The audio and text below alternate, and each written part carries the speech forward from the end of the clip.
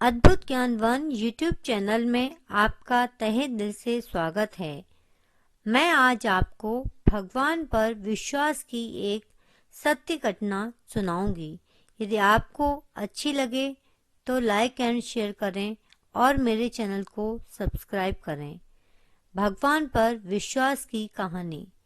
एक गांव में एक सन्यासी ब्राह्मण गांव के बाहर बने एक पुराने भगवान के मंदिर में रहते थे। वह सुबह ध्यान पूजा करते और भोजन प्राप्ति के लिए रोज गांव के सिर्फ 5 घरों में ही भिक्षा मांगते थे। घरों के सामने जाकर वह सिर्फ राधे राधे बोलते।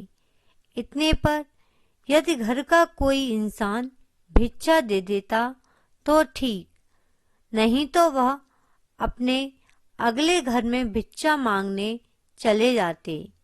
कभी कभी तो उन्हें इतनी कम भिक्षा मिलती कि वह भूखे ही रह जाते। वैसे भी वह सन्यासी सिर्फ सुबह के समय ही भोजन ग्रहण करते थे और शाम को अपना समय ध्यान भजन में ही लगाते।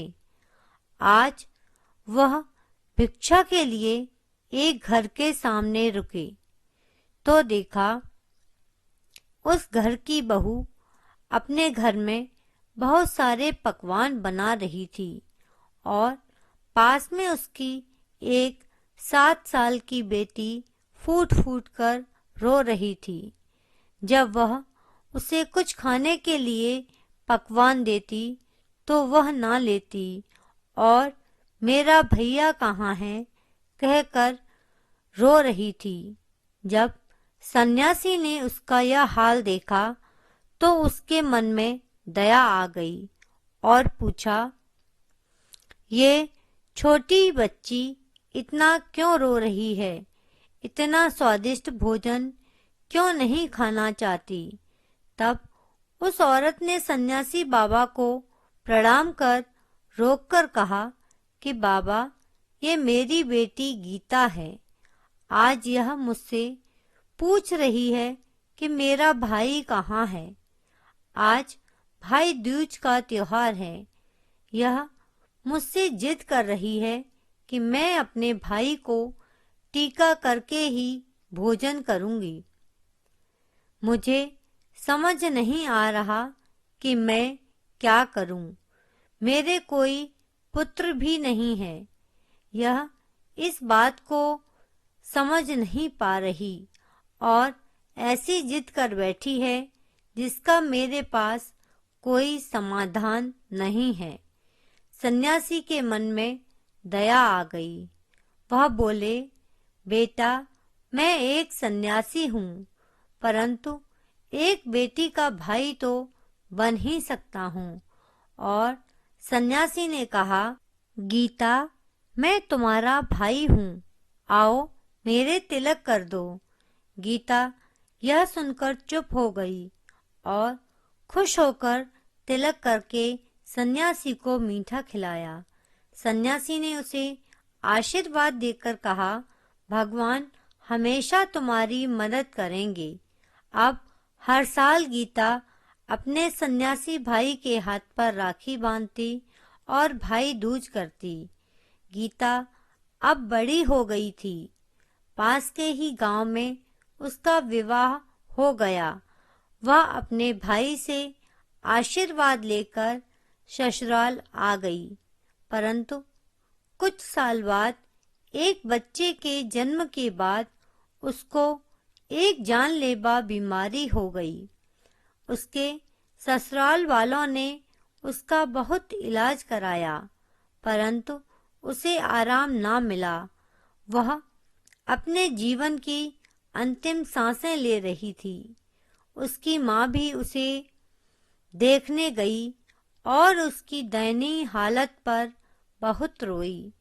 तब गीता ने अपनी माँ को कहा, माँ, मैं एक बार अपने भाई को देखना चाहती हूँ।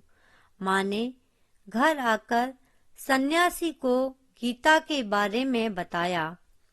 अगले दिन सन्यासी भिक्षा मांगने उस गांव में चले गई और अपने साथ भगवान का चरणामृत भी लेकर गई।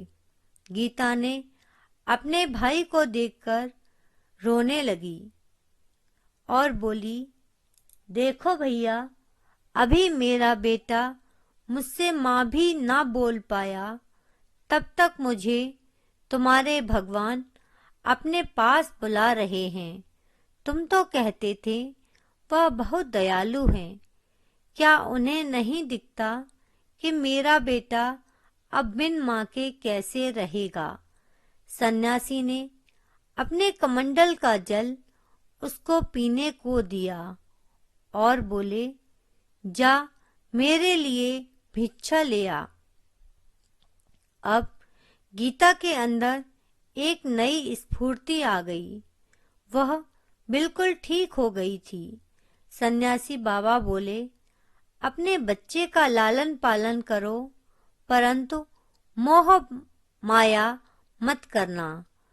मृत्यु शाश्वत है, उसके लिए विलाप नहीं करना चाहिए, बल्कि नियति को खुशी से स्वीकार कर लेना चाहिए।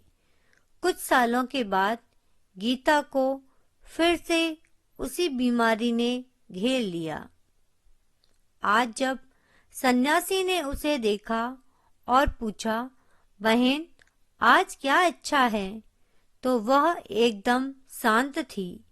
उसने अपने भाई सन्यासी से कहा, मैं शरीर नहीं हूँ, एक अमर आत्मा हूँ जो उस ईश्वर का ही एक अंश है।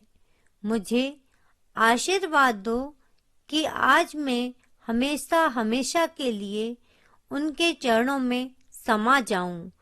सन्यासी भी बहुत पहुंचे हुए थे। उन्होंने अपना हाथ गीता के सिर पर रख दिया और गीता के शरीर से प्राण एक दिव्य प्रकाश के रूप में सबको जाते हुए दिखे। गीता के प्राण बड़े ही आराम से उसके शरीर से निकल गए।